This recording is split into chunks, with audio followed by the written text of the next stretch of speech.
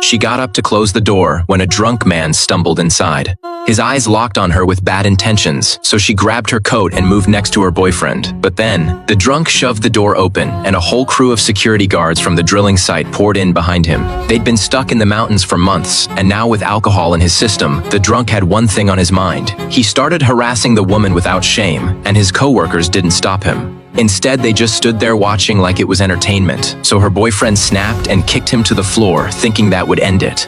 But the drunk charged back in and threw himself on top of her on the bed, and everything exploded into chaos. That is when the other guards showed their true colors, and because the woman was Native American, they figured they could do whatever they wanted.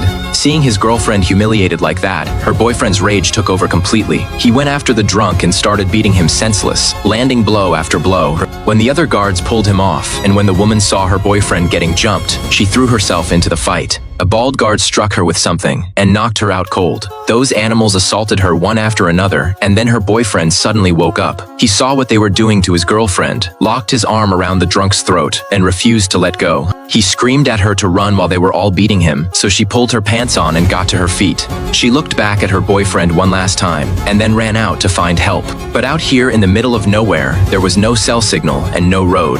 The nearest help was at least 10 miles away. With temperatures at 40 below zero and her injuries, there was no way she could make it out of these mountains alive, and she didn't get far. She collapsed in the snow as the freezing air crystallized the fluid in her lungs. Her exposed hands and feet were already destroyed by frostbite. But even then, the woman refused to give up. The next day, Hawkeye was hunting in the mountains when he spotted a trail of bloody footprints in the snow. His instincts kicked in, so he put on his snow camouflage, grabbed his rifle, and followed the trail to see where it led. And before long, a figure in blue appeared ahead, and Hawkeye raised his gun on instinct and moved closer, keeping his guard up. When he got close enough, his heart sank because the woman had frozen solid like a block of ice and she was already dead. And the worst part was, he recognized her, and Hawkeye's grief hit him hard as he grabbed his radio and reported what he'd found. But the question was, why would a woman run this far barefoot in the middle of nowhere, and what the hell happened to her? The medical examiner found blunt force trauma to her head and tearing in her genital area. She'd been assaulted before she died, and Wanda wanted the examiner to write murder on the official report.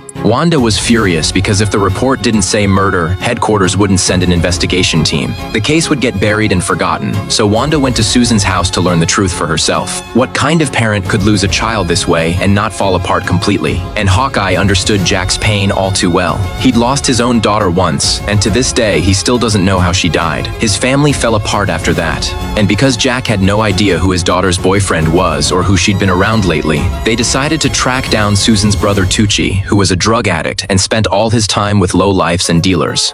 He had no choice but to search the place, but the second he turned the corner, he walked straight into an enemy. They opened fire instantly and hit him multiple times, and when Wanda saw he was still barely breathing, she wanted to call an ambulance. Tucci had no idea his sister was dead in the snow, and Wanda was only there to ask him one thing. Did he know who his sister's boyfriend was? And after the ambulance and backup arrived, Hawkeye handed Wanda a pair of binoculars. On the ridge in the distance, there was a suspicious snowmobile track, and it led straight toward the spot where they'd found Susan's body. And the strange part was there were no tracks coming back. To find out what happened, the two of them jumped on snowmobiles and followed the trail to the other side of the ridge. But the second they got close, they were hit with a horrifying sight. A half-eaten corpse was lying right there in the snow, so they rushed back to report it to the sheriff. Tucci told them his sister's boyfriend was a security guard at the nearby drilling site, a guy named Sean, and with that lead, Hawkeye and the sheriff planned to check out the site the next day. But before he even got home, Wanda showed up with the autopsy report, and it turned out the body they'd found in the snow was Susan's boyfriend, Sean. All the answers were at that drilling site, and later when the two of them talked, Wanda learned about Hawkeye's own tragedy because 2.5 years ago his daughter had also died out in the wilderness. By the time they found her, wolves had torn the body apart and left no evidence behind. He never found out how his daughter died, and now Susan's dead on the mountain too, grief mixed with rage. Next morning, the sheriff rounds up every officer in town and heads straight for the drilling camp. Hawkeye, being a tracker, scouts the perimeter for clues while a security guard spots them approaching. The sheriff asks to see Sean's trailer, and the guard leads the way. Hawkeye watches every move. On the way, Wanda mentions Susan, and the guard slips up within seconds. The moment he does, tension spikes strikes. Then an officer notices more guards have surrounded them.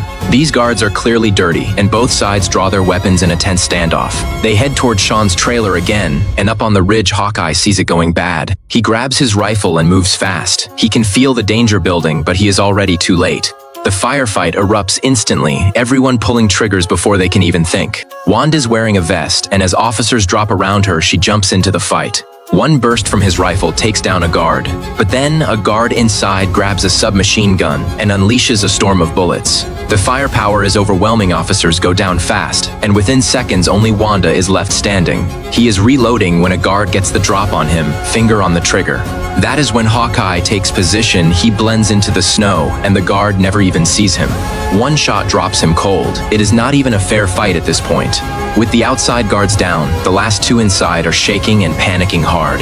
They try to figure out where the shots are coming from, but it is too late. The ringleader loses it completely, kicks out a window, and bolts into the open. Wanda fires from under a vehicle but misses anything vital, and the guy makes it into the trees. Hawkeye reaches Wanda, pulls him inside to safety, and wraps the wound to stop the bleeding. Then he tells Wanda he is going after the last man, and he is not bringing him back alive. Meanwhile, the wounded guard is sprinting through the forest, and it hits him. He is running the exact same route Susan ran that night, bleeding, terrified, alone. The pain and the fear remind him with every step that death is closing in. A porcupine rustles nearby, and he nearly loses it, then spins around. Hawkeye is right there, one rifle butt to the head, and he is out cold. When he wakes up, he is on a mountain peak. His boots are gone because Susan died barefoot in the snow. Now Hawkeye is going to make him feel exactly what she felt. He says if the man confesses everything, he'll let him go, and facing death, he talks. He spills the whole story, and once Hawkeye hears it all, he keeps his word. He cuts him loose and gives him the same chance Susan had. One gunshot, and the man takes off running like a hunted animal, exactly what Hawkeye wanted. Susan ran 6 miles through the night before hypothermia and exhaustion killed her. Now this guy gets to experience that same nightmare firsthand. But he collapses after just 2.5 minutes, and his breathing stops completely. Hawkeye watches without expression, then walks back down the mountain. The killer got what he deserved.